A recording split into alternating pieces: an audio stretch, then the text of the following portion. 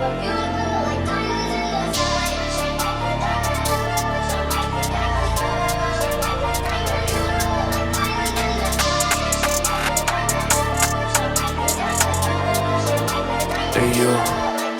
خیلی وقتی که شدم رو چارت سخته بدونی خوب نمیشه حالت، دلت تنگ نمیشه برام چجوری تو که میگفتی بودم توی فالت. دوستمون به تو میگفتم پشتت میگفتن خودخواه میگفتم ماهه، همیشه مرور میکنم روزامونو چی میخواد منو یاد تو بیاره. آخرین باری که استرس داشتم همون روز بود که دیدمت دوباره، فقط سر تو تپش قلب میگیرم سخت‌ترین شرایط نرماله برام، دیگه فکر نمیکنم کجایی الان دلم اشکست با یه حرف ساده، حتی برات نوشتم شاید مدلیم